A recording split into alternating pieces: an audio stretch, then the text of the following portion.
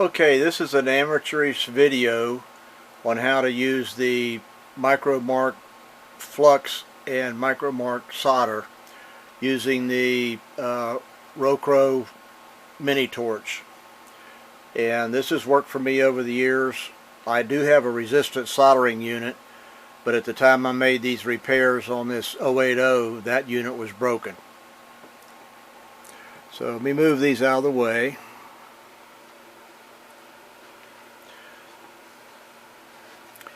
I've taken a couple of pieces of scrap brass here, and you can see where I've polished them.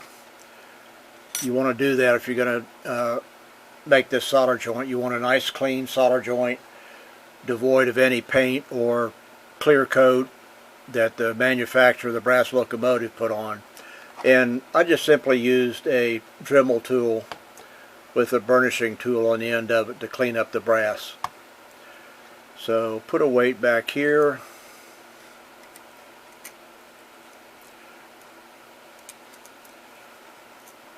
This will give you an idea of how the solder works.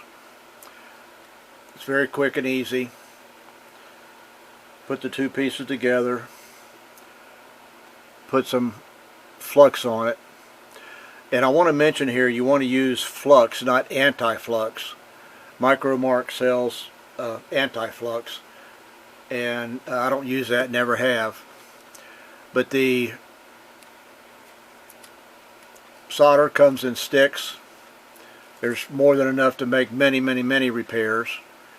And here's a piece here, and you only need a small piece like this for this particular piece. And put it in there, and I'll light the torch. Adjust the flame, and it doesn't take long. I'm using a wood 1x4 here because I don't want to melt my mat. You see how nice and easy that flows? Oh, I love the smell of burnt wood.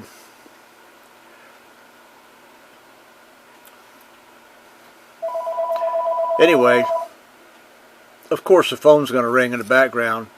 There's the soldered part right here.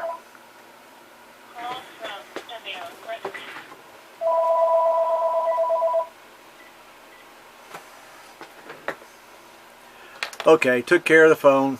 So here it is. You can see the piece soldered here. What I like about it is it only takes 250 to 300 degrees heat. But the solder, the TIC solder, has a tensile strength of 4,300 pounds. And you can see that's more than enough to solder that piece together. I hope this helps.